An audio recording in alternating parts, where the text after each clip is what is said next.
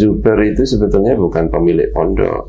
Oh, ngoten nggih. Beliau itu ya selain cucu Mbah Ghazali, tapi sebetulnya kalau di lingkungan pengasuh ya menantu. Oh, menantu nggih. Jadi tidak punya pondok secara khusus.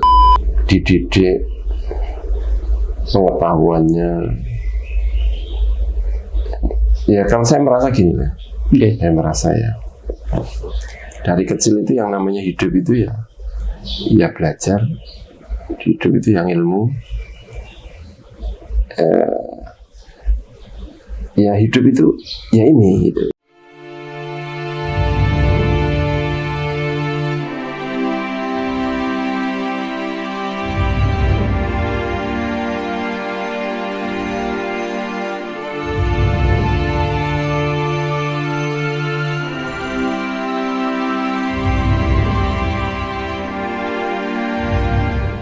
Assalamualaikum warahmatullahi wabarakatuh. Pemirsa, ketemu lagi dengan saya Ahmad Zaini dari N3 TV. Alhamdulillah siang ini beberapa hari ini sebelum hari raya Idul Fitri, saya alhamdulillah berkunjung ke Pondok Pesantren Sarang, Rembang. Seperti kita ketahui bahwa Pondok Sarang ini adalah pondok pesantren yang cukup besar, pondok pesantren yang sudah melahirkan banyak ulama di Indonesia, dan banyak sekali santri yang sampai sekarang masih belajar di Pondok Pesantren Sarang. Dan alhamdulillah sekali hari ini saya mendapatkan kesempatan untuk menggali lebih dalam tentang Pondok Pesantren Sarang. Khususnya nanti saya akan mendalami lebih banyak tentang Mbah Mun. Dan alhamdulillah saya siang ini diterima oleh salah satu putra beliau, putra Mbah Mun, yaitu Gus Ghafur atau Kiai Haji Abdul Ghafur Maimun. Dan nanti kita akan bicara banyak mengenai bagaimana Mbah Mun sebagai yai, sebagai ulama mendidik mendidik santri-santrinya sehingga menjadi banyak santri dari Sarang ini menjadi ulama-ulama besar. Dan kalau di era Mbah Mun ini salah satunya adalah Gus Bahak, mungkin yang sebagian sudah tahu bahwa salah satu santri Mbah Mun adalah Gus Bahak. Dan sebelum Gus Bahak itu dulu Mbah Zubair, abah Mbah Mun itu juga punya santri yang cukup dikenal banyak orang juga adalah Kiai Sahal Mahfud. Jadi memang dari Sarang ini telah lahir banyak ulama-ulama besar. Jadi saya perkenalkan, saya sekarang sudah di dalam Gus Ghafur. Assalamualaikum Gus. Waalaikumsalam warahmatullahi wabarakatuh. Sehat Gus ya? Alhamdulillah. Apa tuh Gus ganggu waktu nih jenengan? Matur nuwun sampun. Gus niki nganu Gus nggih. Nah, apa niki menjelang lebaran niki nganu nggih mun wong sedaya nggih santri nggih. Tidak semua masih ngaji. Masih ada Gus sih? Nggih, ya kan di pondok ini kan pendidikan tanpa libur ya. Jadi terutama yang jauh-jauh niku dereng anu nggih, enggak pulang. Ya kalau putra mungkin ada 30 lebih, putri ada 50-an. Jadi ya relatif masih lumayan. Jadi meski tidak full ya tetap ngaji. Tapi ini ngaji ini masih anu, tasawuf wonten ngaji hari-hari ngaten iki. Iya. Oh, tasawuf wonten nggih. Kalau di pusat ini kan di Al-Anwar 3 ya. Kalau 3 ini yang khusus untuk para mahasiswa-mahasiswi kan ada sekolah tinggi. Ya jumlahnya mungkin ada 1000 sekian lah. 1000. Kalau total sekarang semua kira-kira kalau Al-Anwar semua kira-kira kenapa? Kalau di pusat itu kan banyak sekali, mungkin ada 5.000 atau berapa yang di pusat. Kalau di pusat ya sekarang masih ngaji. Kalau ngaji kayaknya masih ngaji belum hatam. Mungkin hari ini atau besok mungkin baru hatam. Tapi ya mungkin sebagian sudah pada pulang. Tapi yang belum ya masih lumayan. Kalau di Al-Anwar 2 juga banyak, mungkin ada 4.000 atau berapa ya, yang sanawi aliyah kan yang saya menempati yang bagian kampus kuliah, ya khusus kuliah, ya ada 1.000 sekian dan ini libur tapi. Gus, Sarang itu tentu biasanya kalau pondok-pondok di lingkungan NU itu kan berawal dari mungkin musola, langgar dan seterusnya untuk berkembang. Tapi mulai betul-betul menjadi seperti pesantren, betul-betul resmi pesantren tahun berapa nih Gus? Oh, pondok ini sudah lama ya, 1800 atau 1800 atau mungkin 1000 berapa ya, saya kurang tahu persis. Kan ini kan Bani Ghazali. Rani Ghazali itu murid dari Tuban, Makam Agung. Ya. Pendiri pertama itu ya Mbah Ghazali. Oh. Nah, sekarang ini sudah generasi kelima atau berapa ya? Kelima mungkin. Berarti Mbah Zubair itu keempat ya, terus Mbah Mun. Oh, Mbah Zubair ketiga ya? Kan ada pertama itu Mbah Ghazali. Okay. Generasi kedua itu menantu-menantu. Okay. Lalu generasi ketiga itu ya menantunya menantu atau putranya menantu. Okay. Dan juga ada putranya juga. Okay. Putranya itu kebetulan wafat. Mbah Ghazali itu putranya kan wafatnya di Mekah. Jadi relatif setelah putra ya terus menantu. Okay. Mbah Zubair itu berarti apa? Zubair itu menantu. Generasi keempat mungkin. Menantu. Ya. Mbah Zubair itu sebetulnya bukan pemilik pondok.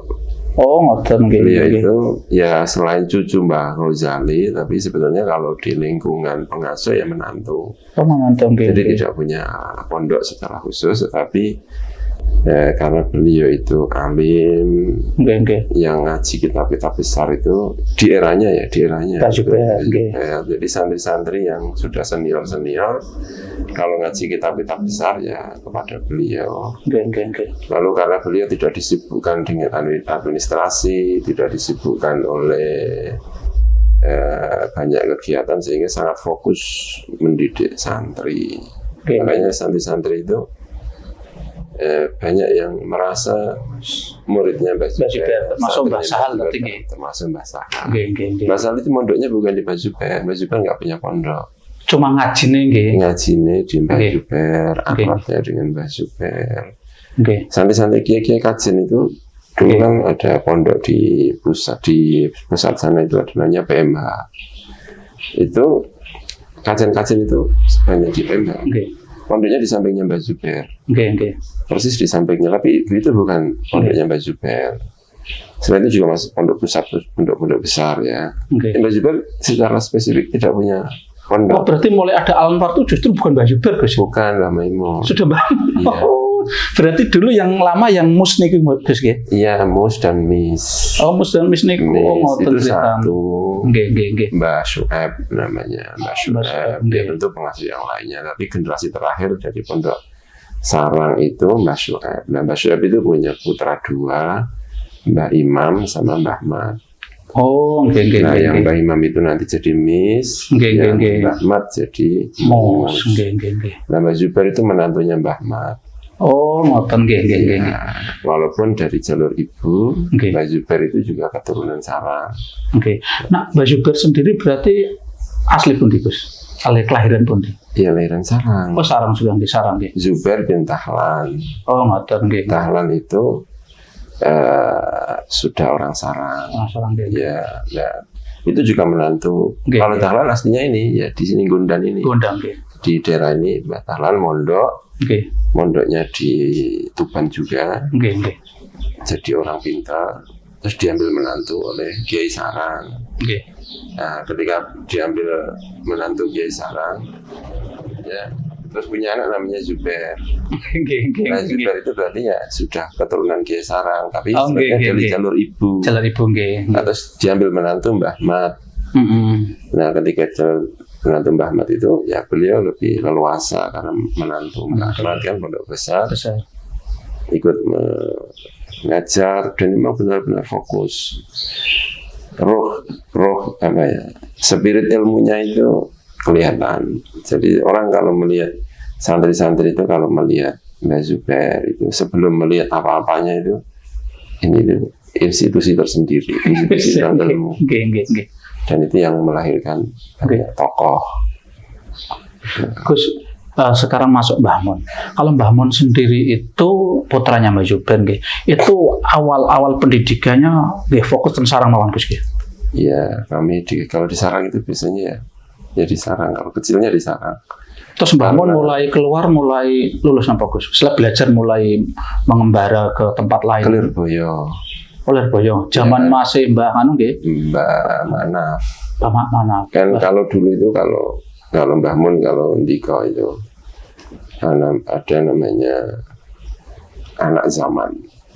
ya dulu istilahnya itu ya kira-kira mirip seperti itulah, banyak anak zaman. Anak zaman itu artinya semua orang pada waktu itu mengaji kepada anak zaman ini, dan itu diwakili oleh pertama Mbah Khalil Bangkalan. Zaman itu, tahun-tahun bahwa hampir semuanya ngaji ke ilmunya, sanatnya ke sana sekolah. Kalau ada orang pengen pinter, kalau ada orang ini di Indonesia memang kayak begitu. Mungkin juga di Arab mungkin juga punya anaknya. Tapi pokoknya cerita tentang Indonesia ya.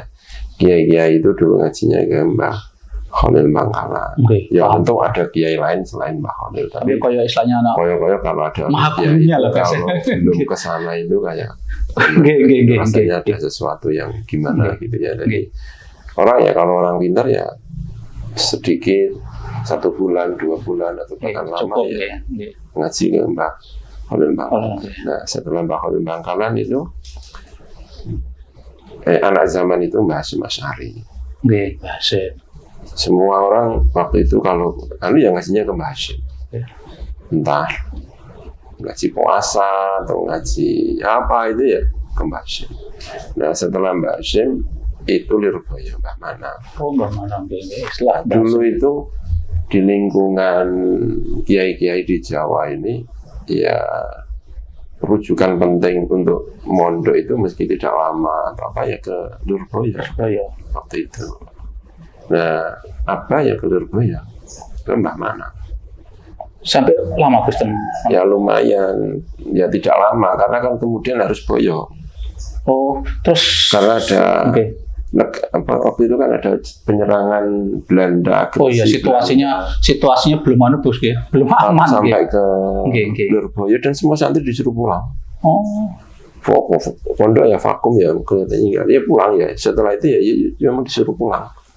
Dan kalau nggak salah mungkin pulangnya itu mungkin jalan kaki ya pokoknya zaman ya bukan terus wes mutakhorejin lah pulang nggak ya itu kan jalan dipaksa keadaan waktu itu memang kelihatannya seluruh anak pondok itu kayaknya ya ini memang dia terus pulang.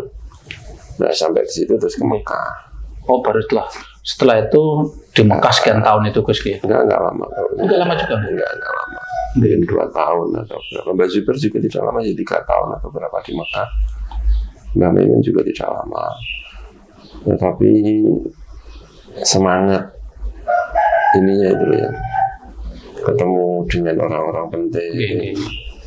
Lalu di sana ada orang alim, semangatnya terus dibawa sampai ke rumah. Ini semangatnya itu. Yang Gus ini yang mungkin menjadi salah satu pertanyaan penting saya kan gini. Putra kiai, ya termasuk Mbah Mun pada waktu itu kan ya putra kiai besar ya Mbah Zubair. Itu biasanya Gus itu kan oleh lingkungan kan kadang diprotek, sehingga kadang itu kan banyak kasus kan menjadi Gus itu tidak akan betul ya, menjadi tidak istilahnya omongan itu kan sudah dimudahkan semuanya. Nah, saya lihat di sarang kok enggak, masih seperti masih biasa gitu dalam menempuh ilmu itu kelihatannya. Kalau di sarang itu kayak budaya kayak gitu tuh nggak ada. Enggak, ya mungkin ada ya. Tapi nggak terlalu. Tapi kayaknya enggak. Terus Mbak Maimun itu bukan anaknya kiai besar. Jadi kami kalau ngomong gini ya, ada kiainya masyarakat, ada kiainya kiai. Gitu ya. Nah, kalau ada kiai masyarakat itu di mana-mana terkenal. Kiainya ada di Sarang itu, tapi di Tuban orang kenal, di Lamongan kenal, di Surabaya kenal, menjadi tokoh nasional. Nah, Mbah Zubair bukan kriteria itu. Ngaji gitu ya. Mbah Zubair itu kiainya kiai kalau. Ngaji. Yang kenal itu kiai-kiai. Jaringannya itu kiai-kiai. Kalau kiai-kiai insya Allah kenal sama Mbah Zubair. Banyak menyerahkan putranya ke Sarang ya, diantaranya kepada Mbah Zubair. Tokoh besar dalam arti punya kapasitas keilmuan yang luar biasa di Jawa ini.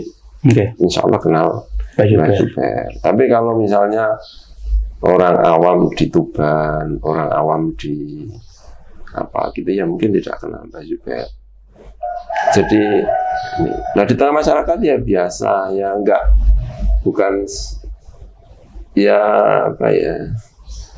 bukan sesuatu yang ini. Mbah Maimun saya kira waktu kecil juga nggak dikenal.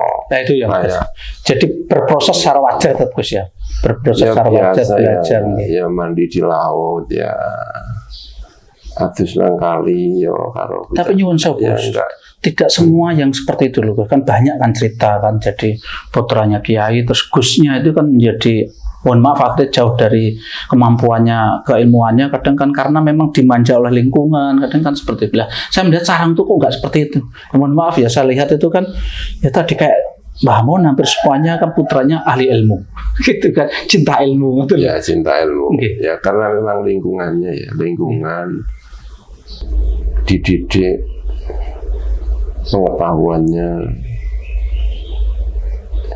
Ya kalau saya merasa gini lah. Okay. Saya merasa ya dari kecil itu yang namanya hidup itu ya belajar, hidup itu yang ilmu, ya hidup itu ya ini gitu. nggak ada pilihan lain. Nggak tahu ada pilihan lain ya mungkin ada ya tapi tidak terlalu mengenal ke sih. Ya hidup itu ya terus belajar dari kecil itu ya hidup itu ya pokoknya belajar. Nanti kalau besar gimana ya ini yang ngajar.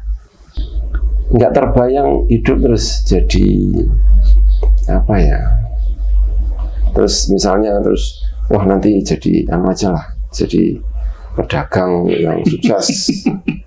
Ya itu mungkin lingkungan ada yang cita-cita seperti itu, tapi secara khusus kami kayaknya hidup itu ya itu gitu.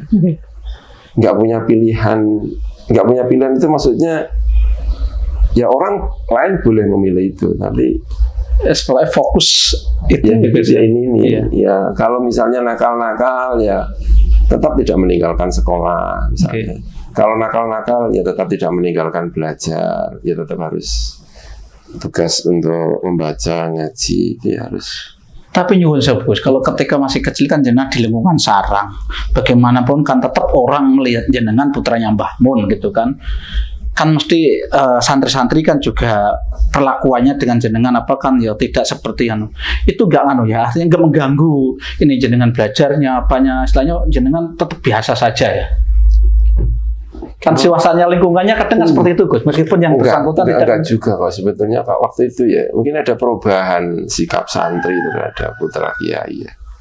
Kalau saya waktu kecil itu kayak ya itu ada tetapi tidak besar, sehingga jenengan tak nyaman biasa saja kan Gus ya, tidak besar ya, main-main, kadang ya digojloki santri, kadang ya agak dibully santri. Ya saya juga masih mengenal sih santri-santri yang suka membuli. Contohnya apa Gus? Dibully Gus? Ya misalnya ya, saya itu kan dulu kalau putra Mbah Maimun itu orang mengenal saya itu putranya Mbah Maimun yang paling ireng. Masa Gus? Ya orang gitu kenalnya.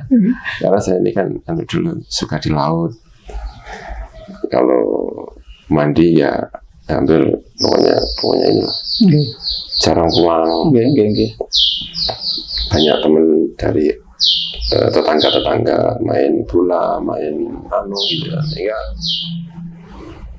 apa juga kalau memperkenalkan saya itu kalau sama tamu-tamu ya bilangnya ini anakku yang paling kecil. Semua orang jadi tahu kalau. Nah santri ya ikut-ikutan. Untuk pengesahan juga bangun. Anak paling hitam, paling ini ya. Jadi ya. Bahkan santri ya suka bully gitu lah. Kalau sekarang bahasa, tapi waktu itu ya nggak bully dengan arti yang negatif seperti pengertian bully sekarang ya. Bukan seperti itu ya. Tapi, ya gitu. Jadi nggak terlalu. Saya juga sejak dari kecil itu di pondok, tidurnya di pondok. Oh, tidur di pondok, kamu lari nih Gus? Iya, dari kecil saya tidur di pondok. Hampir semua putra Mbah Mun gitu? Iya, tidak semuanya. Tapi sebagian memang tidak memisahkan diri selain Gus ya? Tidurnya ya pondok, belajarnya ya di pondok, musyawarahnya ya di pondok. Jadi ya, walaupun saya tidak secara resmi tidak pondok ya, belajar di pondok. Kalau sudah aliyah ya, saya malah secara resmi punya kamar di pondok, ya beraktivitas di pondok. Nah jenengan murni ten sarang Gus ya, langsung ten Al Azhar niku nggih. Apa sempat di pondok lain? Pernah mau poso-posonan gitu. Oh, poson-poson mampir Pernah di poson gitu. Lirboyo, pernah di Kudus. Jadi pernah ngaji di Mbak Idris Marzuki, pernah ya ngaji Gus Kafabi kalau di Lirboyo. Okay. Di Kudus itu ngaji di Mbah Abdul Qadir, ngaji di Mbah Arwani, tapi tidak Mbah Arwaninya waktu itu, tapi masih sugeng waktu itu Mbah Arwani ya. Mbah Tulehan di Kudus ya, ya ngaji. Okay.